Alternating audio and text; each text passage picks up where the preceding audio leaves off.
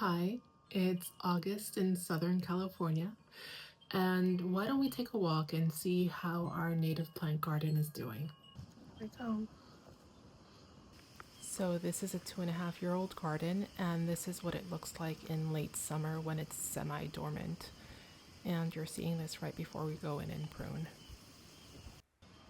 And this is our manzanita. It's a woody evergreen shrub, and it has a really pretty reddish colored bark, which makes it distinctive. And this is our ceanothus, or California lilac, which has a really pretty purple bloom. Our white sage, which grows pretty big, so we're excited to see this one grow. And this is flannel bush, and you have to be careful with this one because the leaves are pretty prickly and it can irritate your skin.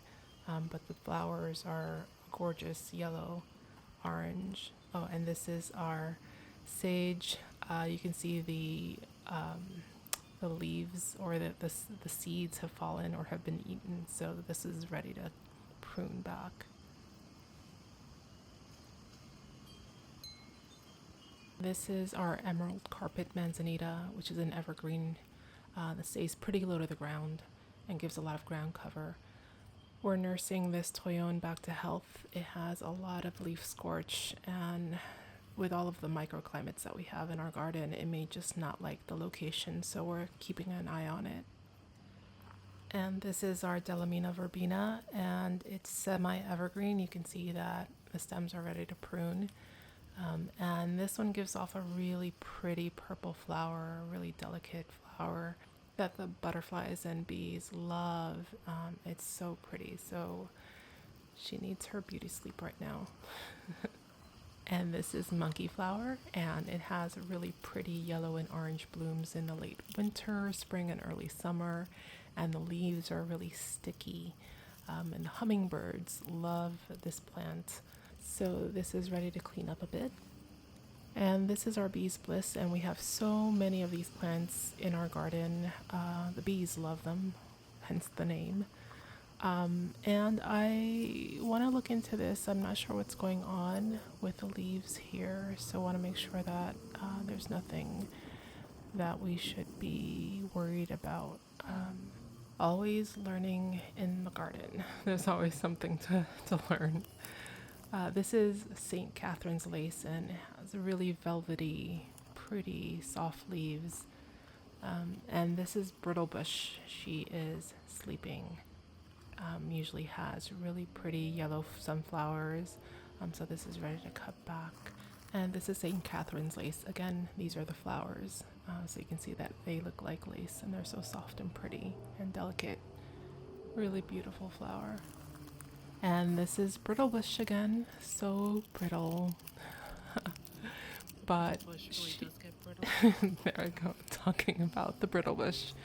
But these flowers are so pretty, and the butterflies love them, and the birds eat the seeds.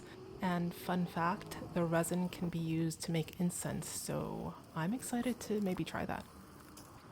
And this is Cleveland sage, and the hummingbirds and the bees and the butterflies love this plant.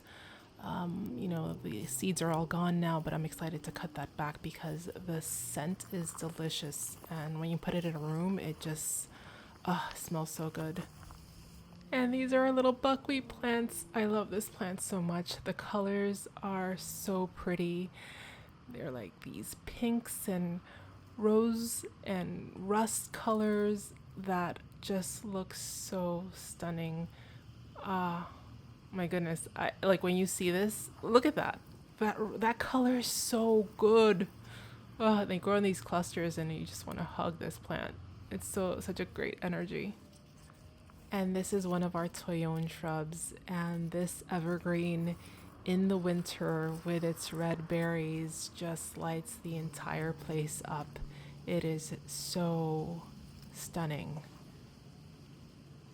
And this is one of our coast live oak trees. We planted several of them in our garden, and it's a keystone species. It leaves you in awe because it is so integral to our ecosystem and provides so much. It can grow up to 80 feet. It can live over 250 years. It provides canopy and food and shelter for so many animals. And when you stand next to it, you really do feel like you're in the presence of something so powerful and also so nurturing. It's honestly, it's an amazing plant. So that's our native plant garden in the late summer. I hope you enjoyed it. I wanted to show what a native plant garden looks like in the late summer when there's dormancy happening, and that it's still beautiful and it doesn't always need to be super green and lush, especially when it's produced so much for so many pollinators. So resting and getting the reserves back up is needed, and that's part of the cycle of life, and it's good to see what plants do during the season.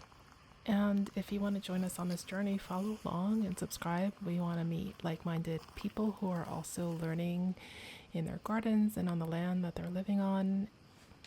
And this is new to us, and so we're excited about the journey and figuring it all out. And we're hoping we can do it together and learn from each other and learn from the land.